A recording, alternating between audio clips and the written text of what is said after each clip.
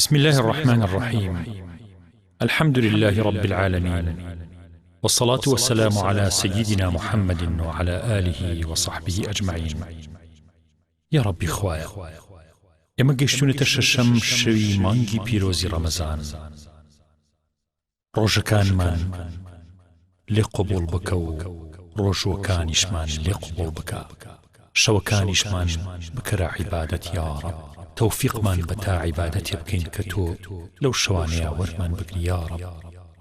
ئازیزان، زیکر لە کەنارەوە ئەدباتە سەر ڕاستە شەقام، لە دەغەڵ و زەبەن و ناڕوونی دوور تەخاتەوە.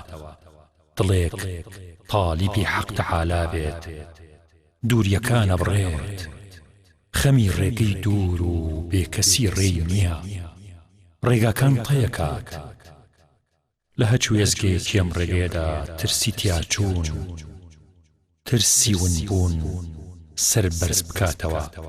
ئیمان ئەبێتە ئیرادە و ویستی بەردەوامی پێدات، ئیتر ترس و بێئومێدی بارەکات.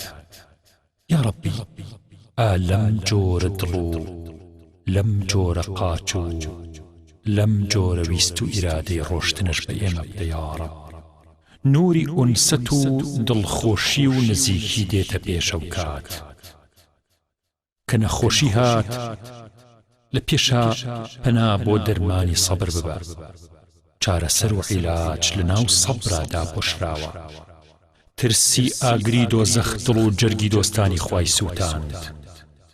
کە دۆست نەبوویت، ترس لە ماڵی دڵدا نییە. ترسێکی وەهمی دنیاویستی دروسە بێت. دۆستەکان دەرگای جەلالی ئیلاهیان بۆ کرێتەوە و پڕ ئەبن لە ئەسرار. دەرگای جەمالیان لێکرێتەوە و دڵ ئارامە بن و ئیطمئنان ڕوویان تێکات. هەڵپەکانی نەفس و خەمەکانی دەروون، خواردن و کۆشک و پلە و پارە و پارو بەردەوامیش حەزی پیا هەڵدانە. ئەمە هەڵپەی نەفسە. ئەی خەمی دین و ئیمان، با خەم بۆ شتێ بخۆین شایەنی خەم بۆ خواردن بێت. خەمی ڕازیکردنی خوا شایەنی خەمە. خۆت بۆ قیامەت بسازێنە. ئامادەی سەلامی فریشتەکانی گیان کێشان بە. لەم دنیای تاقیکردنەوەیدا دەردەکەوین و لە بینینی فریشتەکانە ئەنجامە بینین. کە مەغرور بوویت، دوور تەخاتەوە لە خۆی جل جەلالوه. لە دۆڕانە مارە زۆر و دوو پشکە بە ئازارەکان لە ڕێتا دانێت. دڵت بە قەرەباڵغی دەوری خۆت خۆش مەکە، هیچیان نامێنێتەوە. حتى إذا فرحوا بما أوتوا أخذناهم بغتة. حق تعالى صبري بشيرين ناو نبردوا تال يكي كم، بلام شيرين يكي زور زوري بدواديت. نبوني و هجاري و آرام گرتن بزوري لنزيكي إيمان داري راستونو. حق تعالى چاو ديري بندكي خويتي ما ترسا. ئەم ڕێگەیە هەرگیز دۆست فرامۆشت ناکات. مەترسە، هەرگیز لەم ڕێ فراوان و دوور و درێژەی دنیا دۆست فرامۆشت ناکات. خۆشەویستانی خوا بەڵادارن، بەڵام لەناو جەرگەی بەڵایە باڵا ئەکەن و هەمیشەش دەستیان و قامەتیان بۆ دوای خۆیان ئاڵایە و پێشەنگن. کە وڵات پڕ بوو لە ڕیاکار و دوور و لوقمەی حەرام زۆرە بێت. ئەم بەڵادارانە بە ئیمانێکی قایمەوە قاچی لێ هەڵەکەن و لەناو ئەو هەموو درک و داڵ و زەبەنەیە بە پاکیە ژین. سەبرێکی تر بۆ سەبریان زیادەکەن. لەناو سەبریانە ناز و نیعمەتی ئیمانە بینن.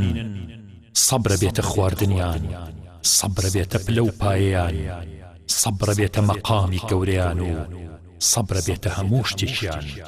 کە کوفری نیعمەت زۆر بوو، پشت لە خاوەنی نیعمەتە کرێت و فسق و فجورە بێتە ئاکاری زۆرینە. ئەو کات زۆرینەی خەڵکی دەستە و ئەژنۆ لە ماڵەکانیان دانیشن و ئومێدیان نامێنێت. ئیترە و کاتە مناڵێک نامێنێ دەستی پەروەردەیەکی ساغی پێ بگا. موسا و خزڕەکان کە هەزاران ئەولیا و دۆستانی خوا بوون کە چاکترینی زەمانەکانی خۆیان بوون لەسەر باشتر ئەنجامدان لە یەکتر جیا دەبنەوە.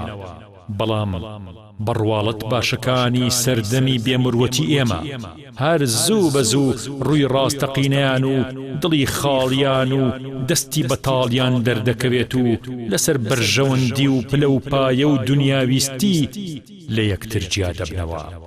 ئەو کاتە مەرحەمەتی ڕەبانی ئیماندارە شاراوەکان لە قوڵایی نەناسراوی دەردێنێت و خزرانە سەوزیانەکات و ئەبنە ئوعجوبەی زەمانە و بەهار دەست بە شین بوون دەکاتەوە.